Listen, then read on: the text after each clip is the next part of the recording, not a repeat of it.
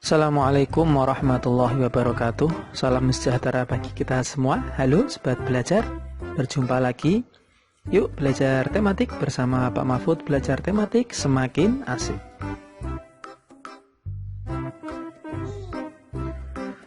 Pada kesempatan kali ini nanti kita akan melanjutkan pembelajaran pada kelas 4, tema 5 pahlawanku. Kita sudah masuk ke tema 2 ya, pahlawanku, kebanggaanku.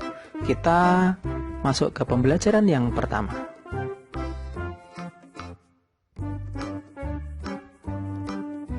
Pembelajaran satu ini muatan pelajarannya yaitu yang pertama ada IPA, yang kedua ada bahasa Indonesia, kemudian yang terakhir ada IPS.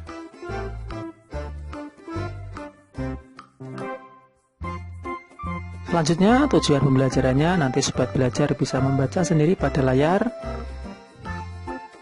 Tujuan pembelajaran apa saja yang akan kita capai pada video pembelajaran kali ini.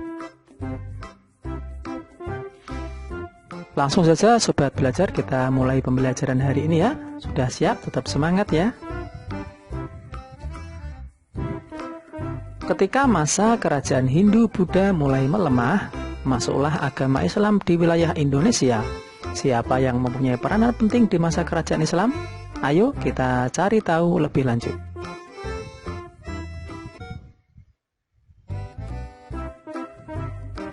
Beni ingin mengetahui lebih lanjut tentang perjuangan setelah masa kerajaan Hindu-Buddha. Bersama Beni, mari kita cari tahu lebih lanjut perjuangan tersebut.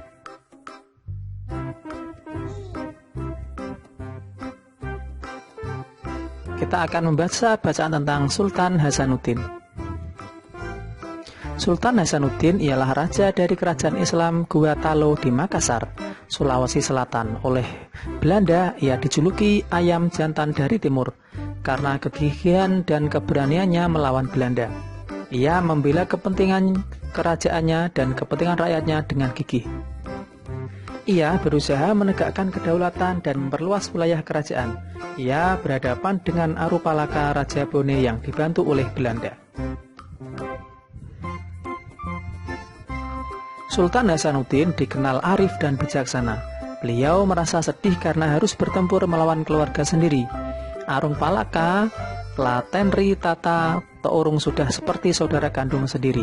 Sultan Hasanuddin mempertimbangkan bahwa pertumpahan darah di kalangan orang Makassar dan Bugis harus segera dihentikan. Sultan Hasanuddin berusaha menggabungkan kekuatan kerajaan-kerajaan kecil di sekitar kerajaannya untuk melawan Belanda. Karena perjuangan dan jasa-jasanya, nama Sultan Hasanuddin diabadikan sebagai nama jalan dan universitas di Makassar, Sulawesi Selatan. Pemerintah bahkan menganugerahkan gelar pahlawan nasional kepada Sultan Hasanuddin. Setelah wafat, Sultan Hasanuddin dimakamkan di Kompleks Pemakaman Raja-Raja Goa di Sulawesi Selatan. Kompleks pemakaman raja-raja merupakan peninggalan sejarah yang perlu dijaga kelestariannya. Kompleks pemakaman ini pun dijadikan objek pembelajaran sejarah bagi bangsa Indonesia. Berdasarkan bacaan di atas, coba kalian isi tabel berikut ya sobat belajar. Apa yang kamu ketahui tentang Sultan Hasanuddin? Tadi yang kalian baca apa?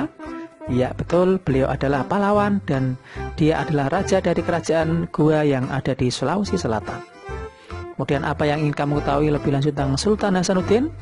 Nah, saya ingin tahu dari Sultan Hasanuddin adalah perjuangan beliau dalam melawan kesewenang-wenangan Belanda.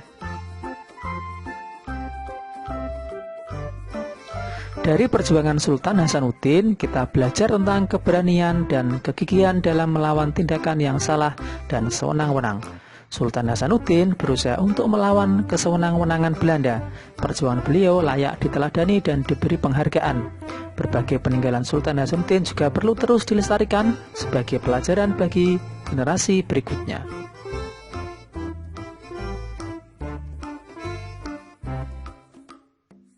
Bangsa yang besar adalah bangsa yang menghargai jasa para pahlawannya. Bagaimana cara kita menghargai jasa para pahlawannya, sobat belajar? Kemerdekaan Indonesia ditebus oleh pengorbanan para pahlawan bangsa. Kita sebagai generasi penerus bangsa wajib untuk menghargai jasa para pahlawan dengan cara sebagai berikut. Di antaranya melanjutkan perjuangan sesuai dengan kondisi sekarang, kemudian dengan memberi gelar pahlawan nasional, kemudian bisa mengabdikan nama para pahlawan sebagai nama jalan, gedung, dan sebagainya. Kemudian bisa memperingati peristiwa-peristiwa penting dalam perjuangan bangsa, kemudian bisa berziarah ke taman makam pahlawan, kemudian pada waktu upacara mengikuti dengan khidmat, ikut mendoakan arwah para pahlawan, dan juga turut menjaga bentuk peninggalan sejarahnya. Itu adalah sebagian ya dari kita sebagai penerus bangsa untuk menghargai jasa para pahlawan.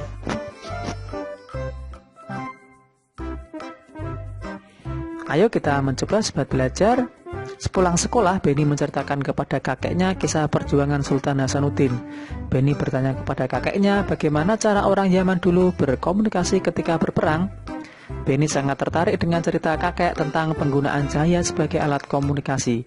Kakek mencoba menggambarkan proses berkomunikasi menggunakan cahaya dan cermin. Arah berkas cahaya berkaitan dengan posisi cermin dan sumber cahaya. Amati gambar di samping, amati pula gambar skema pantulan sinar matahari pada cermin datar. Kamu akan mempraktikannya, cara berkomunikasi menggunakan cahaya dan cermin. Amati gambar terlebih dahulu ya, sobat belajar. Nah, percobaannya sebagai berikut. Berkomunikasi menggunakan cahaya dan cermin. Ya, langkah-langkah percobaannya nanti sobat belajar bisa membaca sendiri ya. Pada layar, di buku paket tema 5 juga ada.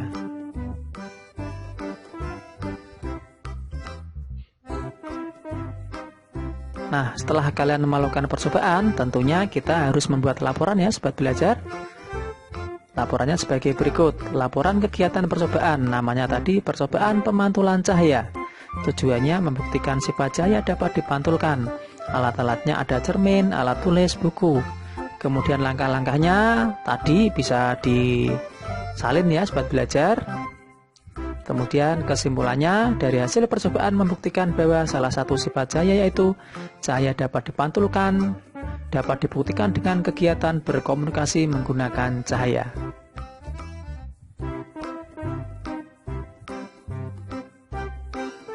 Wah, menarik sekali belajar tentang perjuangan pahlawan. Aku ingin tahu pahlawan-pahlawan lain yang ada di Nusantara. Siti ingin mengetahui lebih lanjut tentang perjuangan raja-raja Nusantara. Bersama Siti, kita amati gambar di bawah ini ya, sobat belajar. Berikut adalah raja pada masa pemerintahan kerajaan Islam. Di antaranya ada Sultan Hasanuddin dan Sultan Iskandar Muda. Amati tokoh-tokoh tersebut, apa yang kamu ketahui dan ingin kamu ketahui lebih lanjut tentang peninggalan pemerintahan raja-raja tersebut. Yang aku ingin tahu apa ya? Tentunya peninggalan sejarah Islam, antara lain masjid, kaligrafi, keraton, kesusastraan, pesantren, dan tradisi. Kemudian yang ingin aku ketahui lebih lanjut, perjuangan raja-raja Islam Nusantara.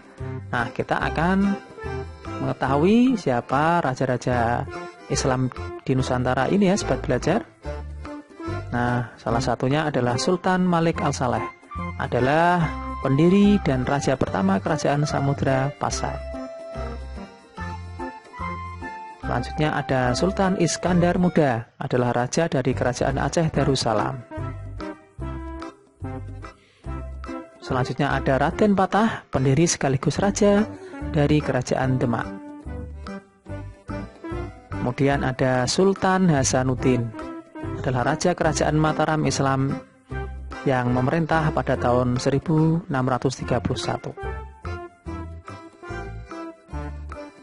Nah, demikian sobat belajar video pembelajaran kali ini. Kalian bisa mengunjungi channel dari Pak Guru jika ingin melihat video-video pembelajaran yang lainnya. Jangan lupa dukung channel ini dengan cara like, share, and subscribe.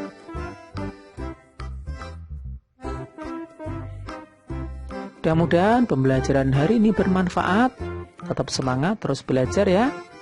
Terima kasih. Saya akhiri. Wassalamualaikum warahmatullahi wabarakatuh.